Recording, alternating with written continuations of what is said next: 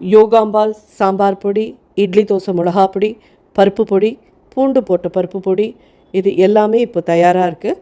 உங்களுக்கு எல்லாருக்கும் இதோடைய கான்டாக்ட் டீட்டெயில்ஸ் டிஸ்கிரிப்ஷன் பாக்ஸ்லேயும் கீழேயும் கொடுத்துருக்கோம். வாட்ஸ்அப் நம்பர் அது வழியாக நீங்கள் உங்களுக்கு என்ன தேவையோ அதை தொடர்பு கொண்டு நீங்கள் பதிவு பண்ணிடலாம். அதை அனுப்பி வைக்கிறதுக்கு நாங்கள் கடமைப்பட்டிருக்கோம். வணக்கம், நான் உங்கள் அபிமான யோகாம்பால் சுந்தர். இன்றைக்கி என்ன பார்க்க போகிறோம் அப்படின்னு சொல்லி கேட்டேன்னா, இது ரொம்ப டிஃப்ரெண்ட்டான ஒரு இது. இட்லி சாப்பிட மாட்டேன்னு சில குழந்தையெல்லாம் ஆரம்பித்தாலும் பெரியவாளுக்குமே கூட சில பேருக்கு இட்லி பிடிக்காது. எங்காத்துலேயே எங்கள் குழந்தைகளுக்கெல்லாம் சில இதில் இட்லி பிடிக்காது, தோசை தான் வேணுங்கும். ஆனால் இந்த மாதிரி நம்ம இட்லி பண்ணோன்னா கண்டிப்பாக வாழ்க்கெல்லாம் அது ரொம்ப பிடிக்கும். இது என்னன்னு கேட்டேன்னா, மசாலா கடப்பா இட்லி. கடப்பா இட்லின்னா என்னன்னு கேட்டேன்னா, நல்ல ஒரு காரசாரமாக இருக்கிற ஒரு இது. ஸோ அதனால் இந்த மசாலா கடப்பா இட்லி எப்படி பண்ணுறதுன்னு சொல்லி பார்க்கலாம்.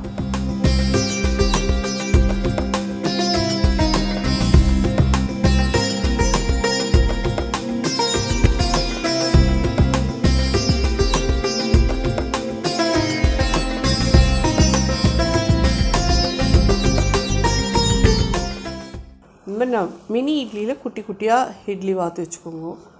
கொஞ்சம் ஆறி இருக்கட்டும், சுட சுட வேண்டாம். அப்படி மினி இட்லி பிளேட் இல்லாமல் எங்களுக்கு அப்படின்னு சொன்னீங்கன்னா, பெரிய நீங்கள் வழக்கமாக நம்ம பெருசு பெருசாக வைப்போம் இல்லையா, அந்த மாதிரி இட்லியை எடுத்துகிட்டு 1 4 கட் பண்ணி இப்படி ஒரு முக்கோணமாக வச்சுக்கோங்க. ஏதான ஒரு ஷேப்பில் இருந்தால் தானே குழந்தைலையும் நம்மளும் ஏமாற்றி சாப்பிட வைக்க முடியும். அதனால தான். ஸோ இதுக்கு முதல்ல ஒரு பொடி பண்ணிக்கணும். அந்த பொடி என்னன்னு பார்த்துடலாம். பொட்டுக்கடலை, உடச்ச கடலை எப்படி வேணால் நீங்கள் சொல்லுங்கள். அது நல்லா ஒரு 2 டேபிள் ஸ்பூன் வேணும்.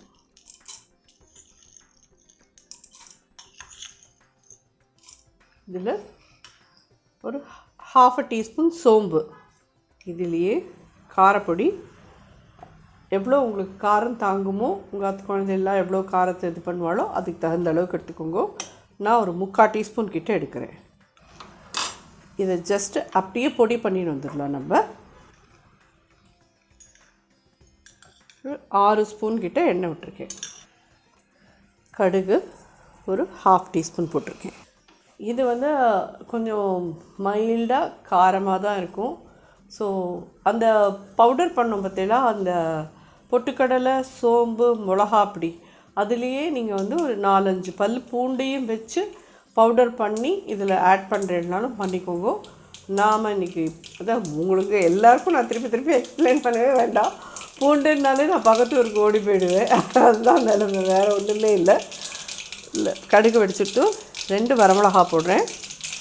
பெரிய வெங்காயமாக 1 நல்லா பொடி பொடியாக கட் பண்ணியிருக்கேன்.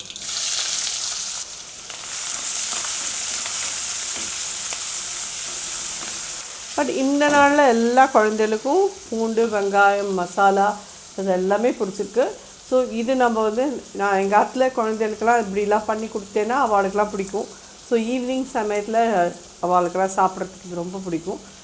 அது உங்களுக்கும் சொல்லலாமேன்றதுனால நான் அதை எடுத்துட்டேன் இன்றைக்கி. இட்லிங்கிறது அவளுக்கெல்லாம் நல்லா ஹோட்டல் சாம்பார் பண்ணினேன்னா இட்லி சாப்பிடுவாள். அதர்வைஸ் சாம்பார் இல்லைன்னா இட்லி சாப்பிட மாட்டாள்.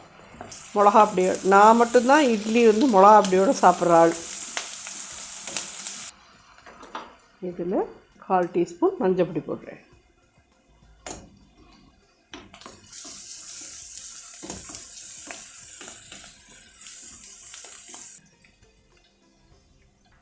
இப்படியே இட்லி போட்டு நீங்கள் பண்ணுறதுனாலும் பண்ணலாம். இல்லைன்னா இதை நீங்கள் எண்ணெயை வச்சு ஓரளவுக்கு ஃப்ரை பண்ணிவிட்டு இதில் ஆட் பண்ணுறேன் அப்படின்னாலும் அப்படியும் பண்ணலாம். பட் இது இப்படியே பண்ணுங்க. ஃப்ரை பண்ணி பண்ணுறதுங்கிறது நிறையா இருக்குது நமக்கு. இந்த கீமா இட்லி அதெல்லாம் ஃப்ரை பண்ணி பண்ணுறது. இந்த இட்லி இப்படியே பண்ணுங்க, நல்லாயிருக்கும். ஆனால் சுட சுட சாப்பிட வைங்க குழந்தையில, நல்லாவே இருக்கும் நிச்சயமாக. இது மாதிரி வெங்காயம் நல்லா வதங்கியிருக்க தெரியும் உங்களுக்கு. இந்த ஸ்டேஜில் சின்னதாக ஒரு சின்ன எலுமிச்சம்பழம் சைஸ்க்கு புளியை கெட்டியாக கரைச்சி அதில் விட்டுருங்க.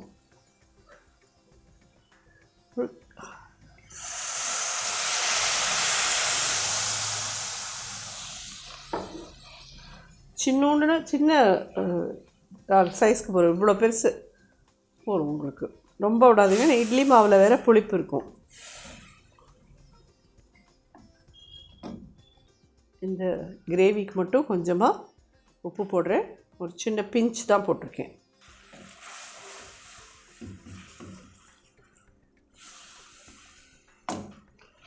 பச்சைப்புளி வாசனை போட்டு ஒரு 2 மினிட்ஸ் கொதிக்க விடுங்க. இப்போ பவுடர் பண்ணின்னு வந்தாச்சு. பொட்டுக்கடலை, சோம்பு, மிளகாப்பொடி. இதில் வந்து நீங்கள் நல்லா ஜோராக பூண்டு வச்சு பண்ணிக்கிறேன்னாலும் பண்ணிக்கோங்க.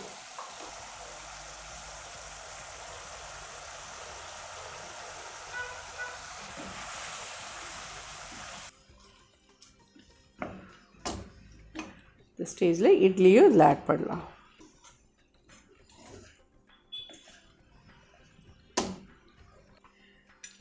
எண்ணெய் தேவையாக இருந்தால் இன்னும் ஒரு 2 ஸ்பூன் எண்ணெய் விட்டுக்கோங்க. ஏன்னா எல்லா இதுலேயும் இது கோட் ஆகணும். கொஞ்ச நாளி ரோஸ்ட் ஆகட்டும், அப்படியே விடுங்க. அந்த பொட்டுக்கடலை இதெல்லாம் குழந்தைகளுக்கு ரொம்ப நல்லது உடம்புக்கு. ஸோ இதோடு அப்படியே நான் அப்படி டோஸ்டடாக அது இருக்கிறச்சே குழந்தைகள் கண்டிப்பாக சாப்பிடுவா. ஃபைனலாக இது மேலே வந்து 2 ஸ்பூன் நெய்யும் விட்டு நல்லா கலந்து கொடுத்துட்டோன்னா ஜோராக சாப்பிடுவா. 2 மினிட்ஸ் இது ரோஸ்ட் ஆகட்டும், பார்க்கலாம். ஒரே ஒரு ஸ்பூன் நெய் விடுறேன். கொத்தமல்லி, ஒரு 1/4 டீஸ்பூன் கரம் மசாலா பொடி,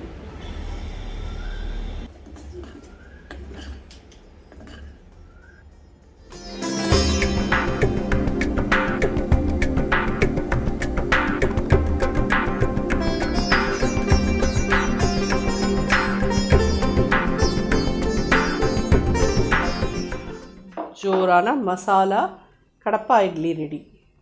இதில் வந்து நீங்கள் பூண்டு போடுறேன்லாம் போட்டுக்கலாம். கரம் மசாலா பொடி யூஸ் பண்ணிக்கிறேன்னாலும் பண்ணிக்கலாம். ரொம்ப ரொம்ப நல்லாயிருக்கும். பட் இது இப்படியே இருந்ததுன்னா கூட நீங்கள் டிஃபன் பாக்ஸில் எடுத்துகிட்டு போகிறச்செல்லாம் மத்தியானம் நல்ல காரசாரமாக நல்ல ஜோராக இருக்கும். கொஞ்சம் காரமாக தான் இருக்கும். இது ஆந்திரா ஸ்டைல் எதுங்கிறதுனால கொஞ்சம் காரமாக தான் இருக்கும். காரம் பிடிச்சவா எல்லாருக்கும் நிச்சயமாக இது பிடிக்கும். இந்த மாதிரி காரம் சாப்பிடாதவா தான் இதுக்கிட்ட போக மாட்டா. ஸோ இது ரொம்ப ரொம்ப நல்லாயிருக்கும். நிச்சயமாக ட்ரை பண்ணி பாருங்க. டிஃபன் பாக்ஸ்க்கெல்லாம் இது ரொம்ப ரொம்ப நல்லாயிருக்கும். ட்ரை பண்ணி பார்த்து எப்படி இருந்தது ஃபீட்பேக் செய்யுங்க. நன்றி.